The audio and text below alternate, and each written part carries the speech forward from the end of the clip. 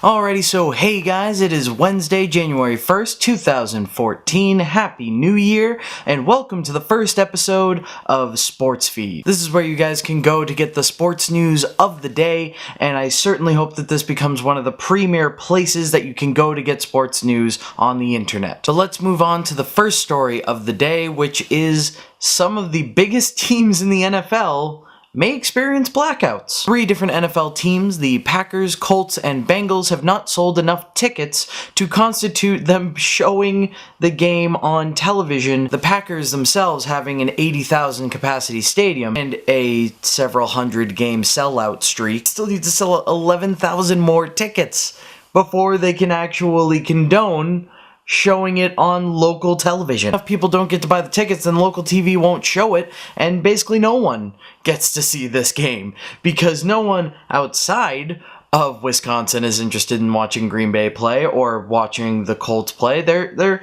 just interested in watching their own game. But I guess we'll see how this goes. I mean, I personally hope that no games are blacked out for the playoffs, because that points to a fundamental problem in the popularity of the league. Moving on to our next story and staying in the NFL, we have Bill O'Brien has signed with the Houston Texans. Bill O'Brien, the former offensive coordinator for the New England Patriots and the saving grace of Penn State these past 2 seasons, has signed with the Houston Texans and will become their head coach. Penn State, after the whole Sandusky scandal, hired Bill O'Brien to be their saving grace, and he really was. They went 15-9 in 2 seasons under Bill O'Brien, and all of this with massive sanctions against them as a result of the Sandusky trial. Now he's going to a team that's a little different from Penn State, but is still pretty bad. Houston Texans going into this year were a major contender. They were picked by a lot to go to the AFC Championship, and they lost 14 straight games. That gave them the worst record in the NFL for the team that was supposed to go like 11-5,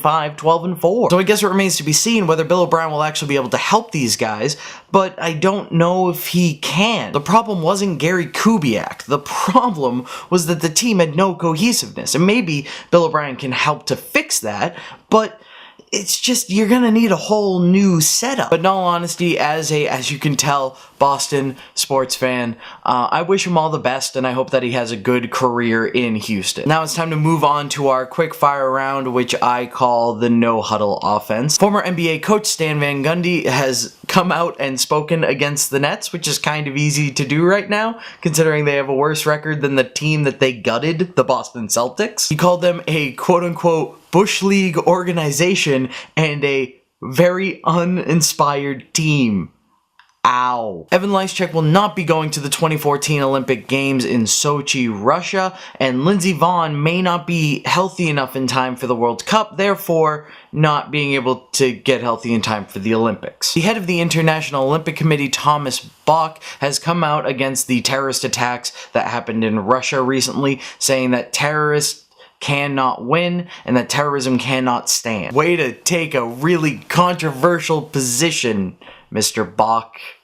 Wow. And our last no-huddle play is that an AP photographer by the name of Dave Martin has passed away. He collapsed during the Chick-fil-A Bowl and unfortunately passed on early this morning. There are no jokes here, there's nothing to really say. It's just unfortunate to hear about a man who did his job well and did his job for so long, unfortunately passed on. And so my thoughts and feelings go out to Dave Martin and his entire family.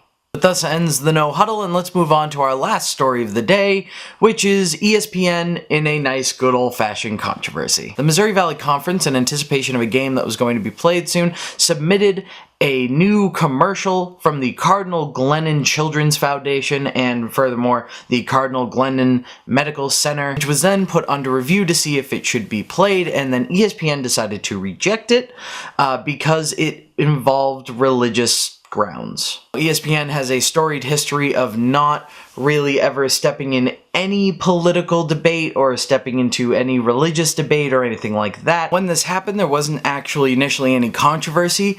All that happened was that the Missouri Valley Conference submitted a different one, and then they moved on, and they showed it in the game. Then the Missouri Valley Conference put it forth again, and it was rejected a second time for the same reason. Now, Dan Bach, who's the executive director of the Cardinal Glennon Children's Foundation, actually said that he wasn't all that bothered by it. He just assumed that it was a clerical error performed by one of the lower people in the ESPN organization. But still, it seems that he might have told somebody who was the wrong person to tell, and Bill O'Reilly found out and talked about it on the O'Reilly Factor. This led to hundreds of letters going to ESPN telling them that they are terrible human beings, that they're never going to watch ESPN again, that this is, again, part of the war on Christmas and thus the war on God. So Ed Durso, the executive vice president of ESPN, stepped in and overturned the decision. An ESPN reporter asked him if it was because he just wanted to do the right thing,